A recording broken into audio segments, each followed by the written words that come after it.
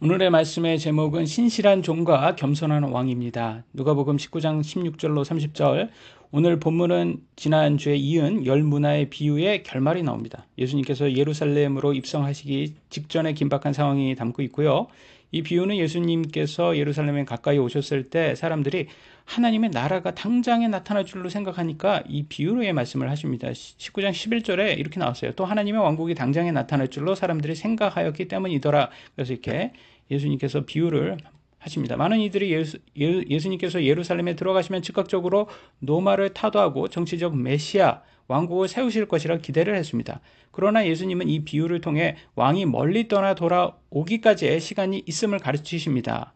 즉 예수님께서 죽으시고 부활하신 다음에 승천하셨죠. 그 다음에 이제 재림, 아직은 재림을 안 하셨기 때문에 그 재림까지의 시대, 지금 우리가 지금 살고 있는 2000년, 지난 2000년 동안의 이 시대가 지금 계속 이어지고 있습니다. 그러면 남은 제자들은 어떤 자세로 살아야 하는지 엄중히 말씀하고 있는 겁니다. 오늘의 이런 사례를 통해서 구원받았다고 바로 천국 가는 거 아닙니다. 우리가 좋아하죠. 구원받았으면 천국 갔으면 좋죠. 실제로. 그래서 많은 사람들은 이렇게 예수님만 믿으면 모든 것이 다 해결된다. 막 이렇게 해서 환호하고 파티를 즐기는 사람들이 있어요. 그럼 십자가를 지려고는 안 해요. 근데 전혀 십자가를 지려고는 안 해요. 다들 파티만 하면 그 소는 누가 키우냐 말이에요. 소는. 말은 쉬워요. 말하는 건 정말 쉬워요. 소 키우는 게 어렵죠. 그러니까 행위가 더 어렵죠. 그러니까 우리가 하나님의 신실한 종이 되기 위해서는 십자가를 지기를 이렇게 꺼려서는 안 됩니다. 그래서 첫 번째 주제 신실한 종들의 고백입니다. 19장 16절. 그러자 첫째 종이 와서 아뢰되 주여 주의 일 문화로 문화를 벌어나이다 하더라. 첫째 종의 고백에서 주목해야 할 표현이 있습니다. 내가 열 문화를 벌어나이다 라고 하지 않았죠? 주의 일 문화로 신문화를 벌어나이다. 그러니까 수익의 근거가 자기의 능력에 있는 것이 아니라 주님께서 저에게 맡겨주신 그 일 문화에 있음을 분명히 말해주고 있어요. 우리 인생의 모든 성취는 하나님의 은혜라는 기초 위에 세워져야 합니다. 정말 여러분 어때요? 여러분이 모든 걸 다 이룬 것 같죠? 여러분이 지난 다 우리는 그렇게 생각 듭니다. 내가 이렇게 고생해서. 근데 제가 건강을 잃어보니까 건강 하나가 이렇게 크게 차이가 있구나. 제가 매일 복통으로 죽을 것 같이 오늘 아침도 죽을 것 같이 아팠어요. 그러니까 빨리 이렇게 죽음을 더 사모하게 되더라고요. 이 지독한 고통을 피할 수만 있으면 죽음까지도 두렵지 않게 되더라고요. 근데 자살하면 안 되잖아요. 불명예스럽게 죽으면 가족들에게 너무 큰 상처가 되고. 그러니까 진짜 하나님의 은혜구나. 내가 오늘 사는 것도 하나님의 은혜고 오늘 데려가는 것도 하나님의 은혜구나. 그래서 끝까지 견뎌서 명예롭게 내가 하나님께로 가야 되겠다라고 해서 오늘 하루도 이렇게 하나님의 은혜로 견디고 있습니다. 제가 최근에 한 뉴스를 봤는데요. 섬유 근육통이라는 진짜 엄청난 아픔. 이거는 뭐 죽는 병도 아니에요. 그냥 고통만 주는 그런 병이거든요. 그러니까 너무 이 60대 아저씨가 너무 죽고 싶으니까 안락사를 선택을 해서 이렇게 해외로 가려고 하니까 가족들이 신고해서 경찰이 이렇게 설득 끝에 비행기를 타지 않았다는 최근 뉴스를 봤어요. 그러니까 이게 남의 얘기 같지가 않은 거예요. 이게 죽고 싶을 만큼 아픈데, 근데 가족들 때문에 사는 그 모습, 그게 참 어떻게 보면 이게 좀 제 모습 같기도 하고, 이게 죽는 것이 진짜 이렇게 이렇게 몸에 이렇게 아픈 게 한두 달이면 좀 아플만 하는데 이게 수년이 가고 수십 년이 가니까 정말 몸에 고문 같고 사는 게 아닌 것 같고 이제 참 연약한 존재라는 거, 이게 한 문화의 건강이라는 한 문화가 없으면 내가 아무것도 아닌 이런 진짜 연약한 존재구나라는 게 고백이 됩니다. 저절로. 17절에 이어가겠습니다. 이에 그가 그에게 이르되 잘하였도다. 너 선한 종아, 너가 매우 적은 것에 신실하였으므로 너는 열 도시를 다스릴 권위를 가지라 하더라. 참 천국에 가서도 뭐를 한다고 하는데 저는 이게 아직 천국에 가보질 않았으니까 이게 얼마나 큰 영광인지 감히 상상도 안 됩니다. 근데 우리가 매우 적은 것에 신실했다고 이렇게 칭찬을 받는 걸 보면 하나님께서 우리에게 이 하나를 주는 것도 일 문화를 주는 것도 이게 다 하나님이 능력이라는 것을 우리가 고백해야 돼요. 왜냐면 이 공부는 여러분 90%가 유전자라고 합니다. 그래서 노력은 10%라는 거예요. 그러니까 공부 잘한 사람이 다 내가 잘나서 했다라고 할 수는 없는 거예요. 왜냐면 그들 부모를 보면 의사 부모들이 의사들이 많아요. 그러니까 의사 부모들의 자녀들 의사들이 많고, 그러니까 왜 그러겠습니까? 가족들이 그렇게 딱 똑똑한 사람이 많은 게, 일단 유전자가 있고, 뭐 그 유전자뿐만 아니라 환경 자체도 부자들이나 이렇게 똑똑하신 분들이 다 그런 게 있다라는 거죠. 그러니까 저는 이렇게 세상으로 보면 의사들이 대단하게 평가를 받고, 그렇게 상대적 평가를 받게 될 수밖에 없어요. 세상은. 왜냐면 이렇게 평가를 우리는 비교 문화에 살다 보니까. 그러나 하나님은 감사하게도 천국에서는 절대 평가라고 합니다. 하나님이 주신 것에 대해서 뭐 일문화를 받았으면 일문화의 만큼만 하면 되고, 그거보다 더 잘했어도 그 하나만 더 내면 되는 거예요. 일문화 받았으면 일문화만 더 내면 되는 거예요. 그러니까 자기가 가진 것에 그냥 그 방치만 안 하면 되더라고요. 보니까 방치하면 그거는 또 이제 게으른 종이라고 이제 혼나고요. 그래서 두 번째 종이 또 이렇게 칭찬을 받습니다. 18절, 19절. 또 둘째 종이 와서 아뢰되 주여 주의 일문화로 오문화를 벌었나이다 하더라. 이에 그가 그에게 마찬가지로 이르되 너도 5도시를 다스리라 하더라. 하나님의 나라의 보상은 단순히 쉬는 것이 아니라 더 큰 책임을 맡는 것이죠. 열 도시, 5도시에 다스리는 권세는 주님의 기쁨에 참여하여 그분의 통치에 대행하여 영광의 사역으로 초대를 하는 겁니다. 근데 저는 아직 천국에 간 게 아니다 보니까 이게 좀 이런 것에 이렇게 와닿지는 않습니다. 이게 왜냐면 천국에 가서 이제 몸도 다 낫고 그러면 정말 대단하다. 저렇게 12도시, 5도시. 근데 지금은 이제 눈앞에 보이는 게 이렇게 천국에 가는 게 먼저다 보니까 천국만 갔으면 그것만으로도 어디냐. 그래서 진짜 하나님의 은혜구나라는 생각이 듭니다. 그래서 지금은 이렇게 뭐 12도시, 5도시는 그건 하나님의 은혜라고 저는 생각이 되고요.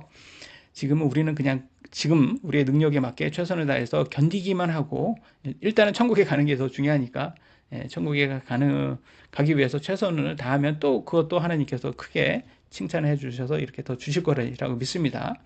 두 번째 안 되는 게 있습니다. 두 번째 안 되는 사람, 사악한 게으른 종이 이렇게 살면 안 된답니다. 20절, 21절에 이렇게 나옵니다. 또 다른 사람이 와서 아뢰되 주여 보소서 주의 일 문화가 여기 있사오니 그것을 내가 수건에 싸서 보관해 두었나이다 하더라. 이는 주께서 엄한 사람이므로 내가 주를 두려워하였기 때문이다. 이는 주께서 맡기지 아니한 것을 취하시고 뿌리지 아닌 것을 거두시기 때문이다 하더라. 하나님 준 것도 없으면서 왜 이렇게 자꾸 달라고 합니까? 이게 사실 사탄이 이걸 자꾸 우리에게 그렇게 조장을 합니다. 우리 힘들 때마다 우리 마음속에도 이런 생각이 들어요. 하나님 왜 자꾸 나한테 이런 것까지 요구하세요? 준 것도 없으면서 이렇게 합니다. 근데 이게 사탄이 자꾸 우리를 이렇게 조장해서 자꾸 이렇게 불평불만하게 만들더라고요. 이게 또 한번 사탄이 조종하는 종들 한번 볼까요? 어떤 사람이 있습니까? 특히 유대교 종교 지도자들이 그랬죠. 카톨릭 교황들이 그랬습니다. 공산주의 독재자들이 그렇습니다. 이단 교주들이 그렇습니다. 이들의 공통점이 뭡니까? 공포 정치. 공포 정치를 어떻게 합니까? 너 내 말 안 들으면 하나님께 심판받아. 무서운 심판받아. 내 말 잘 들어야 돼. 그래서 자꾸 이렇게 공포 정치로 사람들에게 자기네는 손 하나 까딱도 하지 않으면서 사람들에게 무거운 짐을 지라는 가스라이팅을 하는 인간들이 있어요. 이런 인간들. 이게 다 사탄의 자식들이고 이거 뭐 다 하나님께서 분명히 복수해 주실 거라고 저는 믿습니다. 이런 사람들의 공통점이 선민의식을 갖고 있고요. 우월의식을 갖고 있습니다. 우리를 위해 기꺼이 자신의 아들을 희생시키신 그분은 하나님이시고 그게 하나님의 사랑입니다. 희생 이상의 사랑의 표현이 없어요. 그러니까 여러분 자기 목사들 중에서 막 성도들한테 뭐 하라 하고 자기는 손 하나 까딱하지 않은 그런 목사들 보면 저는 저런 이기적인 인간 저런 위선자 이렇게 막 이게 분에 막 화가 나더라고요. 저는 저도 목사지만 저도 이렇게 위선자 저런 위선자들 그래서 하여튼 하나님을 하는 무서운 존재로 만드는 것은 사탄의 거짓 속삭임이었구나. 그래 제가 20년 동안 이렇게 좀 스스로 제가 속았던 가스라이팅 당했던 것을 보면서 제가 화가 좀 나왔습니다. 그러니까 그런 사람들이 있어요. 그리고 자꾸 자기네들은 진짜 아무것도 안 하면서 사람들에게 자꾸 이렇게 시키는 그런 종교 지도자들이 있습니다.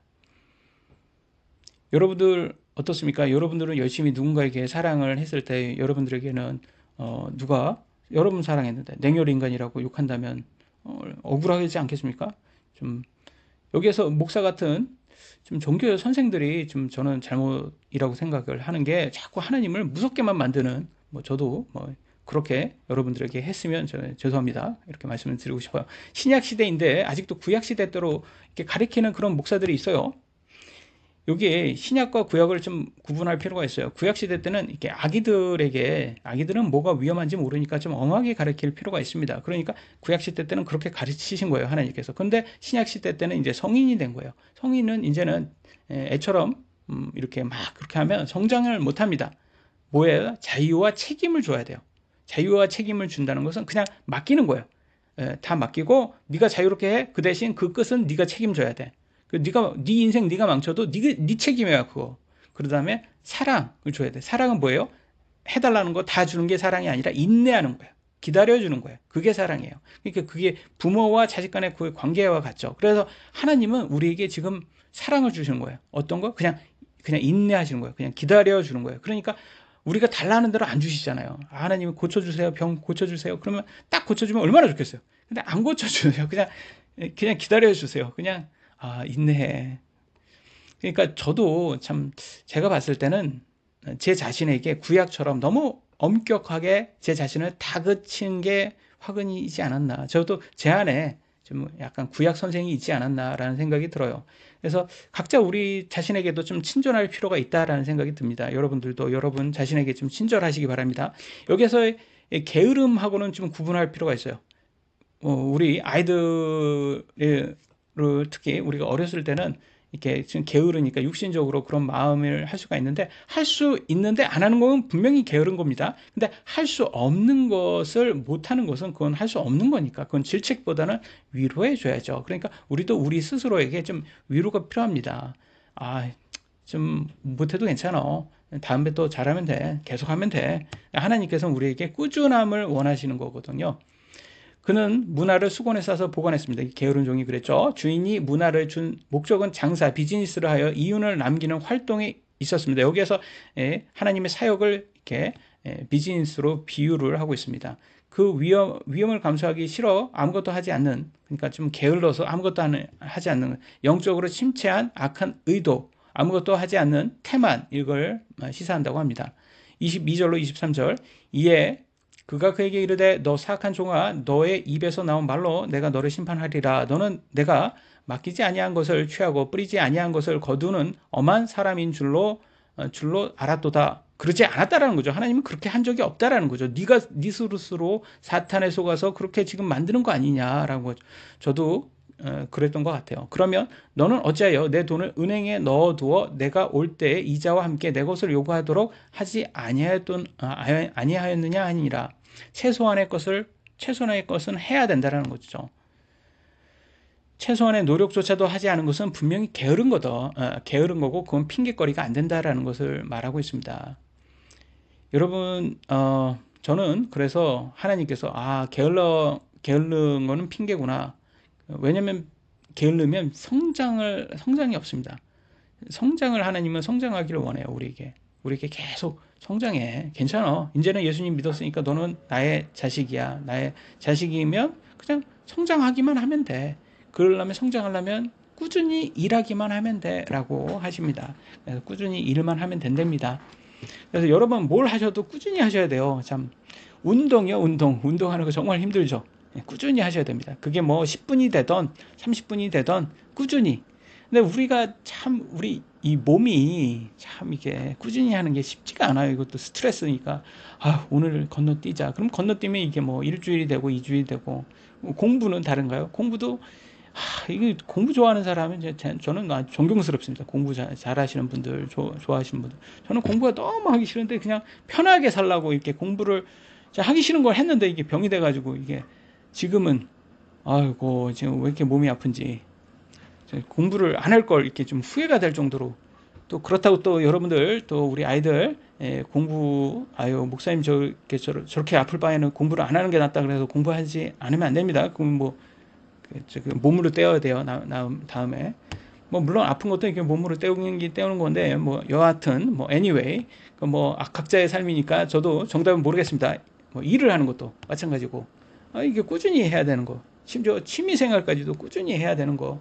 좀 안타깝지만 이게 이렇게 해야지 성장을 한답니다. 그래서 하나님은 꾸준히 일하는 것을 원하신다고. 뭘 하든지 꾸준히. 그래서 잘하건 못하던 그거는 둘째고, 잘하는 것은 진짜 정말 그것은 하나님이 준 재능이 있어야지 잘하는 거지. 못해도 괜찮다 이거죠. 꾸준히만 하면 괜찮다. 신실한 종아라는 것은 꾸준히 했다라는 것을 얘기한 거고, 그러면 좀 못하더라도 얼마 정도는 하는 것 같아요. 저도 참 이렇게 공부도 그렇고, 이렇게 꾸준히 했더니 못하는데도 꾸준히 해서 어느 정도만큼은 되는 것 같아요. 그래서 이게 참 뭐가 정답인 건 저도 모르니까, 각자가 알아서 자기의 것은 하나님과의 그런 관계에서 여러분도 여러분 삶에서 꾸준히만 하시기 바랍니다. 그 정도까지는 해야지 그게 어떻게 보면 은행에서 저금을 한 그 정도 수준이 되는 것 같습니다. 오늘날 너무 트렌드가 조금만 힘들면 바로 포기하는 우리 어떻게 보면 컨비니언 패스트푸드 아니면 또 뭡니까 즉석 음식 이런 인스턴트 이런 것에 우리가 너무 좀 적응을 해서 너무 좋잖아요. 편하잖아요. 그러니까 항상 쉬운 것만 찾는 거 그거 어쩔 수 없는 것 같아요. 우리 육신이 쉬운 게 너무 좋아요. 진짜. 저도 편한 게 너무 좋고 근데 안타깝지만 그렇게 살면 그렇게 살면 또 다른 곳에서 또 부작용이 생기는 것 같아요. 그래서 조금 이거 힘들지만 여기에 잘 견디자라고 해서 해 나가야 되는 것 같아요. 세상에 쉬운 일만 있으면 얼마나 좋겠습니까? 그러나 아직 천국은 오지 않았습니다. 이 땅은 아직 천국이 아닙니다. 죄로 인해서 이 세상은 힘듭니다. 그래서 경제활동을 전혀 하지 않는 거, 일문화로 은행에 적금도 하지 않은 이런 사람을 얘기하는 것 같아요. 오늘날도 좀 이게 경제활동으로 비유하다 보면 좀 경제활동을 안 해서 좀 너무 이기적으로 부모나 이렇게 다른 식구들에게 너무 도움만 받는 그런 사람들이 있다고 합니다. 건강하면서도 불구하고 좀 그것도 어떻게 보면 정신적인 병인 것 같은데 그것도 또한 좀 사탄에게 너무 좌우되는 게 아닌가 싶어요. 그래서 각자 하나님께서 주신 재능을 가지고 최선을 다했을 때 하나님께서 또 그거에 대한 합당한 보상을 주시기 때문에 저는 무엇이든 하나님께서 주신 것에 대해서는 최선은 다해야 된다. 그거에 대한 보상도 자기가 받는 거니까 얼마나 좋습니까? 자기가 열심히 일하고 그거에 대한 합당한 보상을 받아서 그걸로 열심히 자기가 좋아하는 거 그걸로 또 즐기면서 살며 하나님께 감사하는 삶 좋죠. 그리고 건강한 삶 참 저도 그 건강한 삶을 어떻게 살아야지 건강한지 알면 좋겠습니다. 그래서 저도 열심히 그렇게 살 것 같은데 이 건강에 대해서는 저도 이 목표 지금 잃었어요. 어떻게 해야지 건강한지 저도 모르겠습니다. 그래서 하나님께서는 더 연약해질 때 내가 강하게 일한다고 해서 저를 더 연약하게 만드시는 것 같아요. 하나님의 말씀이 그렇게 나와 있으니까 저도 그렇게라고 해석을 해서 위안을 하고 있습니다. 24절, 26절. 그리고는 곁에 선 자들에게 이르되 그에게서 그 문화를 빼앗아 그것을 신문화 가진 자에게 주라 하더라. 이에 그들이 그에게 이르되 주여 그에게 신문화가 있나이다 하더라. 이는 내가 너에게 이르기를 가진 자마다 주어질 것이요 가지지 않은 자는 그가 가진 것마저도 빼앗기리라 하기 때문이라. 이게 또 세상에 이게 물질적인 것만 비교에 넣으면 이게 역시 가진 자가 더 많이 가지고 더 못 가진 사람은 더 가난해지는구나. 역시 이렇게 보는 경우가 있는데 이거는 물질만을 보는 게 아니라 영적인 것을 보기 때문에 조금 다르게 좀 볼 필요가 있는 것 같아요.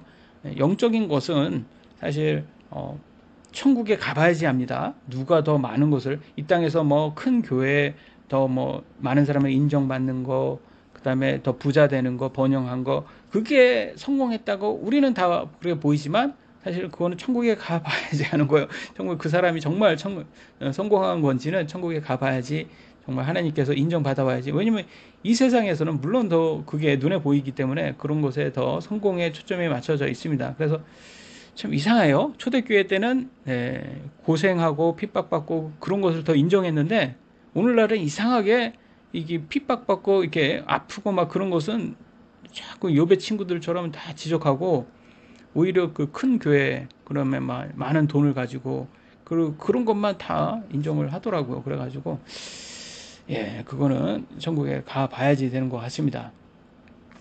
근육을 사용하지 않으면 태화하듯이요. 하나님이 주신 달란트와 기회 역시 사용하지 않으면요. 소멸된다고 합니다. 오늘 우리에게 주어진 시간, 또 건강, 물질은 사용하라고 주신 것이지 쌓아두라고 주신 것이 아니라고 합니다.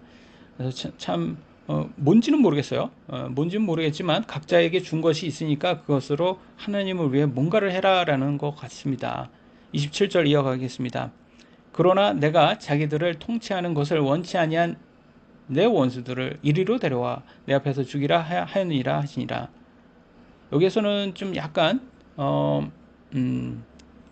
좀 게으른 종하고는 좀 차원이 다른 것 같아요. 이들은 주인의 주권을 정면으로 거부한 자들, 그러니까 적그리스도인 것 같아요. 이는 당시 유대 지도자들이 될 수 있죠. 예수님을 배척했으니까. 그리고 동시에 마지막 때에 복음을 거부한 사람, 예수님 믿지 않는 사람들에 대한 향한 메시지죠. 참 안타까워요, 이런 것들. 그래서 오늘날 예수님을 믿지 않았다고 지옥 가는 게 아니라 이 예수님 믿지 않고는 다 지옥 가는 거예요. 우리는 지옥 가는 입장에서 예수님께서 야 천국 그 지옥 가지 않아도 돼라는 선택권을 준 거지.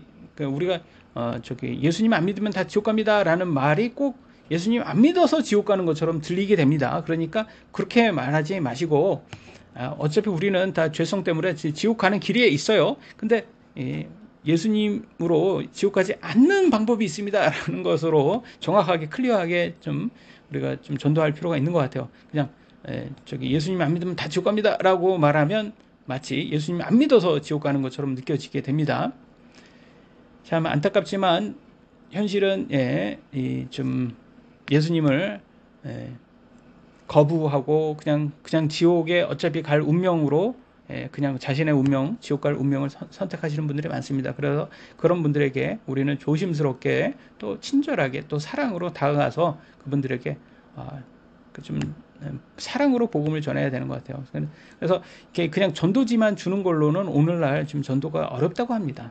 그래서 전도지 주는 거 아무 그게 없잖아요. 연결고리가 없잖아요. 그걸로는 뭐 교회도 아주 안 오고 올 수도 없고 그렇게 하는 게 아니라 우리 주위에 있는 가족이라든지 이제 지인이라든지 그런 분들에게 좀 밥도 사주고 이제 친절하게 대하고 또 예수님을 우리가 이렇게 믿고 우리가 천국 소망을 가졌을 때 그거에 대한 이점을 많이 이렇게 어필해야 된다고 합니다. 그잖아요. 우리가 사실 이 천국 소망이 없으면 우리는 다 죽을 거기 때문에 진짜 정말 술 마시는 사람들처럼 야 이거 먹고 죽자 이런 분위기밖에 될 수가 없다는 거예요. 다. 그러니까 지금 이 땅의 삶이 전부라면 어떻게 보면 우울한 삶이죠. 우울한 삶에서 우리가 나오기 위해서는 우리가 천국 소망을 가져야 되고 지금 비록 이 땅의 삶은 힘들고 그렇지만 소망이 있다. 우리는 천국이라는 그곳에서는 우리가 고통 없는 그곳이다. 참 저도 천국 소망이 없으면 정말 오늘 하루를 어떻게 견딜지 상상이 안 됩니다. 28절 그분께서 이렇게 말씀하시고 앞서서 예루살렘으로 올라가시더라. 그래서 이 구절은 비유와 실제 사건을 잇는 중요한 가교라고 합니다. 비유 속의 귀인은 왕위를 받으러 먼 나라로 갔지만 현실에 예수님은 죽으러 예루살렘에 가시는 거예요. 얼마나 좀 안타깝습니까? 제자들은 영광을 기대하며 예루살렘을 향했지만 예수님은 십자가의 가장 낮은 자리를 향해 앞서 걸어가셨습니다. 우리의 왕은 군림하는 왕이 아니라 자기 목숨을 대속물로 주시는 고난받는 종의 모습으로 왕권을 취하십니다.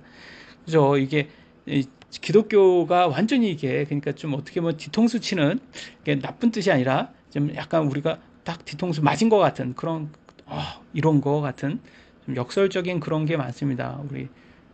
우리는 좀 예수님 믿으면 우리는 성공하고 번영할 것 같았는데 알고 봤더니 예수님 믿어보니까 십자가의 고난과 고통이 우리를 기다리고 있었어요.